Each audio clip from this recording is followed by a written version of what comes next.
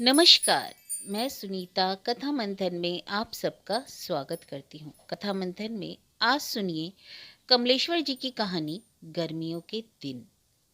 कमलेश्वर जी की अन्य कहानियाँ आपको हमारी प्लेलिस्ट से मिल जाएंगी। लिंक डिस्क्रिप्शन बॉक्स में और इसके साथ ही साथ एंड स्क्रीन पर भी अन्य कहानी उपन्यासों का लिंक आपको मिल जाएगा। आप वहाँ जाकर के चेक कर सकते हैं। तो चलिए शुरू करते हैं कहानी गर्मियों के दिन। चुंगी दफ्तर खूब रंगा चुंगा है। उसके फाटक पर इंद्रधनुषी आकार के बोर्ड लगे हुए हैं। सैयद अली पेंटर बड़े सदे हाथ से उन बोर्डों को बनाया है। देखते देखते शहर में बहुत सी दुकानें हो गई जिन पर साइन बोर्ड लटक गए हैं। साइन बोर्ड लगाना यानी औकात को बढ़ाना। बहुत दिन पहले जब दीनानाथ हलवाई की दुकान पर पहला साइन बोर्ड लगा था तो वहाँ दूध पीने वालों की संख्या एकाएक बढ़ गई थी। फिर बाढ़ आ गई और नए नए तरीके और बेल बूटे इजाद किए गए। ओ या जय हिंद इससे शुरू करके एक बार अवश्य परीक्षा कीजिए, या मिलावट साबित करने वाले को 100 रुपये नगद इनाम। मनुहारों या ललकारों पर लिखावट समाप्त होने लगी। चुंगी दफ्तर का नाम 3 भाषाओं में लिखा है। चेयरमैन साहब बड़े अक्ल वाले आदमी हैं। उनकी सूझबूझ का डंका बजता है, इसलिए हर साइन बोर्ड हिंदी, उर्दू और अंग्रेजी में लिखा जाता है। दूर दूर के नेता लोग भाषण देने आते हैं। देश विदेश के लोग आगरा का ताजमहल देखकर पूरब की ओर आते हुए यहाँ से गुजरते हैं। उन पर असर पड़ता है भाई। और फिर मौसम की बात। मेले तमाशे के दिनों में हलवाई, जुलाई अगस्त में किताब कागज वालों, साहलग में कपड़ों वालों और खराब मौसम में वैध हाकिमों के साइन बोर्डों पर जरा नया रोगन ही चढ़ता है। शुद्ध घी, देसी घी वाले सबसे अच्छे, जो छप्परों के भीतर दीवार पर गेरू या हिरमिजी से लिखकर काम चला देते हैं। इसके बगैर तो काम नहीं चलता। अहमियत बताते हुए वैद्य जी ने कहा, बगैर पोस्टर चिपकाए सिनेमा वालों का भी काम नहीं चलता। बड़े बड़े शहरों में जाइए, मिट्टी का तेल बेचने वाले की दुकान पर भी साइन बोर्ड मिल जाएगा। बड़ी जरूरी चीज है भाई। बाल बच्चों के नाम पर साइन बोर्ड नहीं तो रखने की क्या जरूरत है। साइन बोर्ड लगा के सुखदेव बाबू कंपाउंडर से डॉक्टर हो गए। बैग लेकर चलने लगे भाई। पास बैठे रामचरण ने एक और नए चमत्कार की खबर दी। अजी कल उन्होंने बुधई वाला इक्का घोड़ा खरीद लिया। अरे हाकेगा कौन? टीन की कुर्सी पर प्राणायाम की मुद्रा में बैठे पंडित ने पूछा। अरे ये सब जेब कतरने का तरीका है। वैद्य जी का ध्यान इक्के की तरफ अधिक था। मरीज से किराया वसूल करेंगे, सईस को बख्शीश दिलाएंगे, बड़े शहरों के डॉक्टरों की तरह। इसी से पेशे की बदनामी होती है। पूछो, मरीज का इलाज करना है कि रौब दाब दिखाना है? अंग्रेजी आले लगाकर मरीज की आधी जान पहले सुखा डालते हैं। आयुर्वेदी नबज देखना तो दूर, चेहरा देख के रोग बता देते हैं। इक्का घोड़ा इसमें क्या करेगा? थोड़े दिन बाद देखना उनका साइज कंपाउंडर हो जाएगा। कहते कहते वैद्य जी बड़ी ही घिसी हुई हंसी में हंस पड़े। फिर बोले, कौन क्या कहे भाई, डॉक्टरी तो तमाशा बन गई। वकील मुख्तार के लड़के डॉक्टर होने लगे। खून और संस्कार से बात बनती है, हाथ में जस आता है।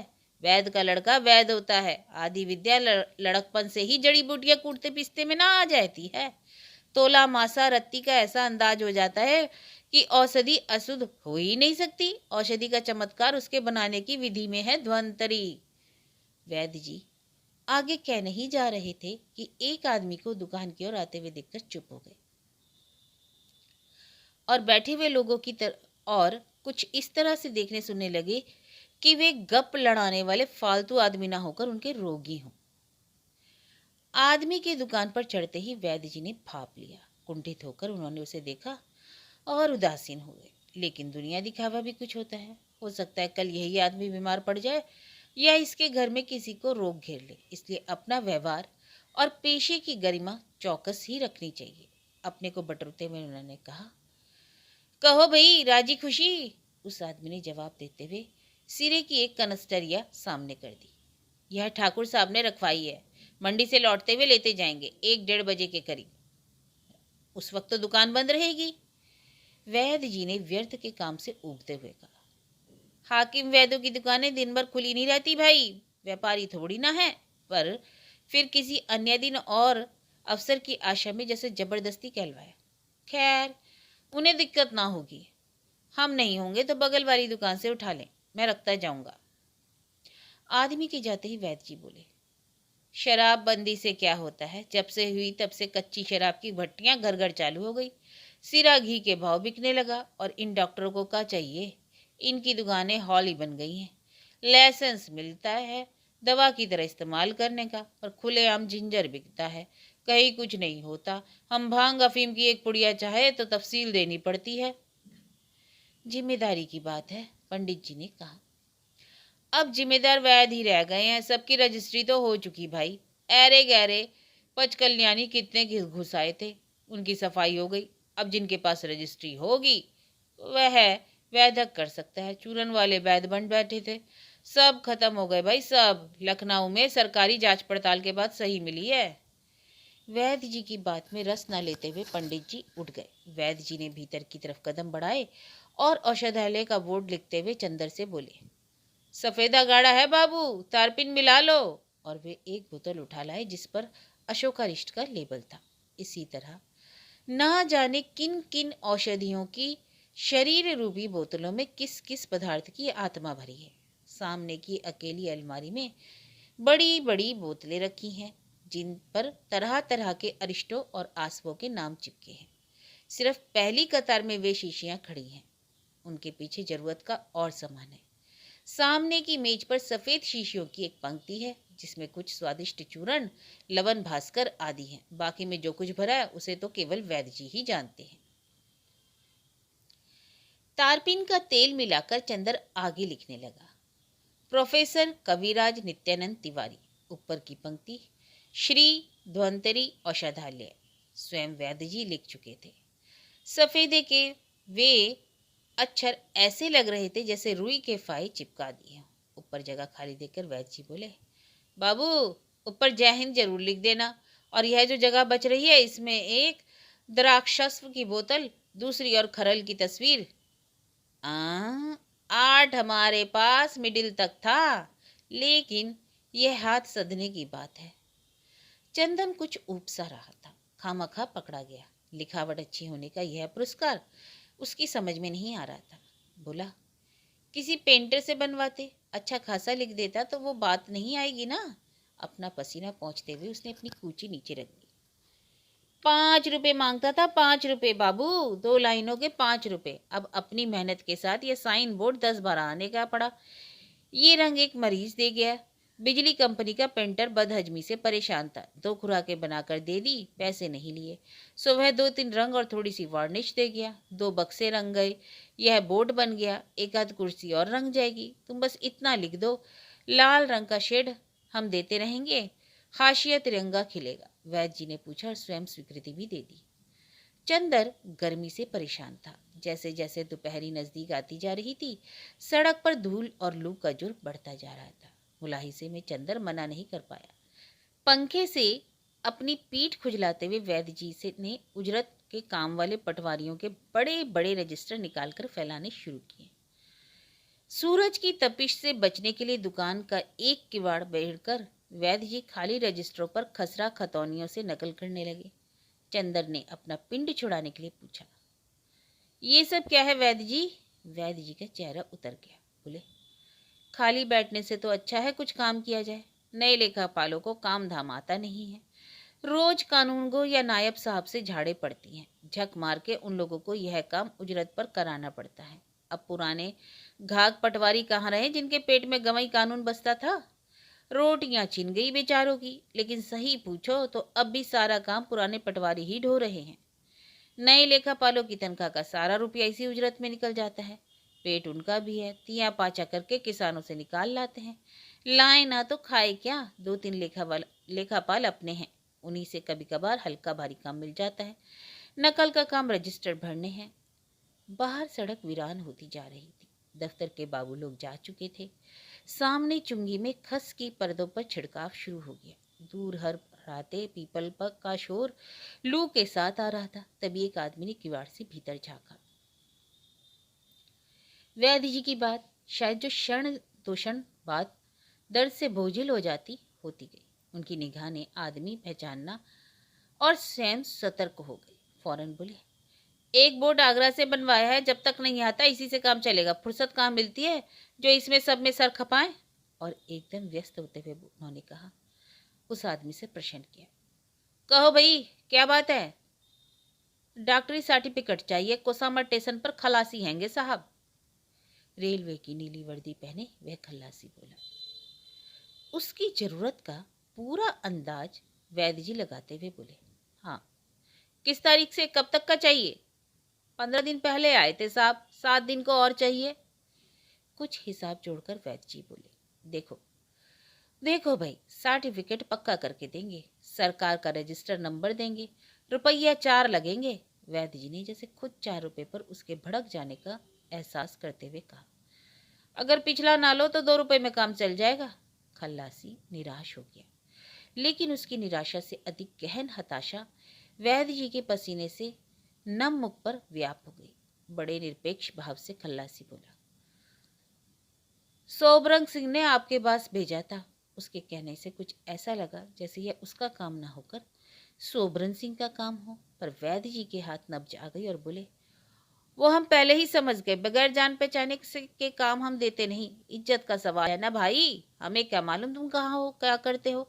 अब सोचने की बात है, विश्वास पर जोखिम उठा लेंगे। 15 दिन पहले से तुम्हारा नाम रजिस्टर में चढ़ाएंगे, रोग लिखेंगे, हर तारीख पर नाम चढ़ाएंगे, तब कहीं काम बनेगा। ऐसे घर की खेती नहीं है। कहते कहते उन्होंने चंदर की और मदद के लिए ताका। चंदर ने साथ दिया। अब इन्हें क्या पता भाई, तुम बीमारों की डाका डालते रहे, सरकारी मामला है। 5 से कम में दुनिया छोड़कर डॉक्टर नहीं देख सकता। कहते कहते वैद्य जी ने सामने रखा लेखापाल का रजिस्टर खिसकाते हुए जोश में कहा, अरे दम मारने की फुर्सत नहीं है, यह देखो, देखते हो नाम। मरीजों को छोड़कर सरकार को दिखाने के लिए यह तफसीलवार रजिस्टर बनाने पड़ते हैं। एक एक रोगी का नाम, मर्ज, आमदनी, इन्हीं में तुम्हारा नाम चढ़ाना पड़ेगा। अब बताओ कि मरीजों को देखना ज्यादा जरूरी है कि 2-4 रुपए के लिए सर्टिफिकेट देकर इसे सरकारी पचड़े में फंसना।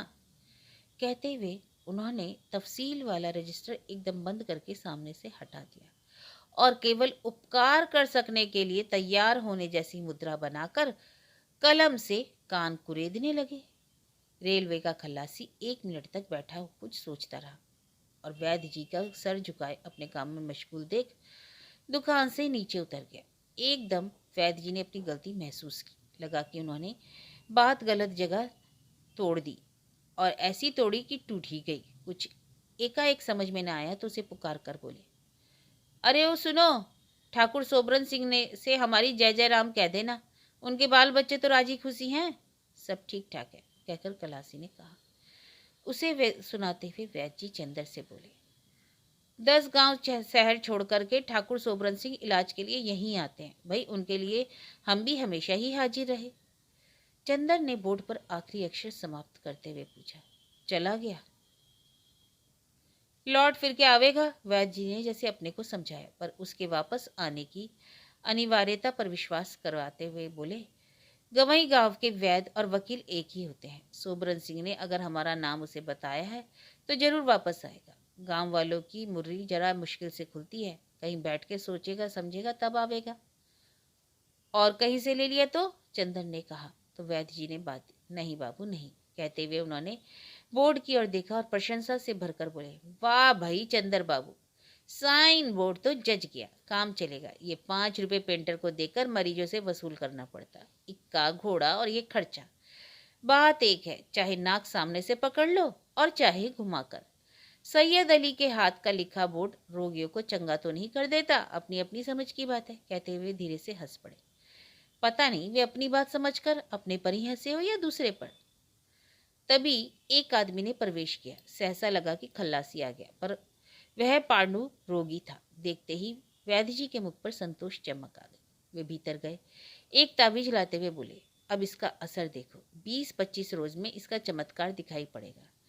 पांडु रोगी की बाह में ताबीज बांधकर और उसके कुछ आने पैसे जेब में डालकर वे गंभीर होकर बैठ गए। रोगी चला गया तो फिर बोले, यह विद्या भी हमारे पिताजी के पास थी। उनकी लिखी पुस्तकें पढ़ी हैं। बहुत सोचता हूँ उन्हें फिर से नकल कर लूँ। बड़े अनुभव की बातें हैं, विश्वास की बात। बाबू, एक चुटकी धूल से आदमी चंगा हो सकता है। होम्योपैथिक और भला क्या है, एक चुटकी शक्कर जिस पर विश्वास जम जाए बस। चंदर ने चलते हुए कहा, अब तो औषधालय बंद करने का समय हो गया, खाना खाने नहीं जाइएगा? तुम चलो, हम 10-5 मिनट बाद आएंगे। वैद्य जी ने तहसील वाला काम अपने आगे सरका लिया। दुकान का दरवाजा भट खुला करके बैठ गए। बाहर धूप की ओर देखकर दृष्टि चौंधिया जाती थी। बगल वाले दुकानदार बच्चन लाल ने दुकान बंद करके घर जाते हुए वैद्य जी से दुकान खुली देखकर पूछा, आज खाना खाने नहीं गए? हाँ, ऐसे ही एक जरूरी काम है, अभी थोड़ी देर में चले जाएंगे, वैद्य जी ने कहा और जमीन पर चटाई बिछाई। कागज रजिस्टर मेज से उठाकर नीचे फैला लिया। लेकिन गर्मी तो गर्मी, पसीना थमता ही न था। रह रहकर पंखा जलते, फिर नकल करने लगते। कुछ देर मन मारकर काम किया, पर हिम्मत छूट गई। उठकर पुरानी धूल पड़ी शीशियां झाड़ने लगे। उन्हें लाइन से लगाया, लेकिन गर्मी की दोपहर, समय स्थिर लगता था। एक बार उन्होंने किवाड़ों के बीच से मुंह निकालकर सड़क की ओर निहारा। एक आध लोग नजर आए। उन आते जाते लोगों की उपस्थिति से बड़ा सहारा मिल गया। भीतर आए, बोर्ड का तार सीधा किया और उसे दुकान के सामने लटका दिया। धन्वंतरी औषधालय का बोर्ड दुकान की गर्दन में तावीज की तरह लटक गया। कुछ समय और बीता। आखिर उन्होंने हिम्मत की, एक लोटा पानी पिया और जांघों तक धोती सरकाकर मुस्तैदी से काम में जुट गए। बाहर कुछ आहट हुई। चिंता से उन्होंने देखा। आज आराम करने नहीं गए वैद्य जी? घर जाते हुए जान पहचान के दुकानदारों ने पूछा। हाँ जी, बस जाने की ही सोच रहा हूँ, कुछ काम पसर गया था, सोचा करता चलूं, कहकर वैद्य जी दीवार से पीठ टिकाकर बैठ गए। कुर्ता उतारकर एक और रख दिया। इकहरी छत की दुकान आँच सी तप रही थी। वैद्य जी की आंखें बुरी तरह नींद से बोझिल हो रही थी। एक झपकी आ गई। कुछ समय जरूर बीत गया, नहीं रहा गया तो रजिस्टरों का तकिया बनाकर उन्होंने पीठ सीधी की, पर नींद आती और चली जाती। ना जाने क्या हो गया था। सहसा एक आहट ने उन्हें चौंका दिया। आंखें खोलते हुए वे उठकर बैठ गए। बच्चन लाल दोपहर बिताकर वापस आ गया था। अरे, आज आप अभी तक गए नहीं? उसने कहा। वैद्य जी जोर जोर से पंखा झलने लगे। बच्चन लाल ने दुकान से उतरते हुए पूछा, किसी का इंतजार है क्या? हाँ, एक मरीज आने को कह गया है, अभी तक आया नहीं। वैद्य जी ने बच्चन लाल को जाते हुए देखा तो बात बीच में तोड़कर चुप हो गए और अपना पसीना पोंछने लगे।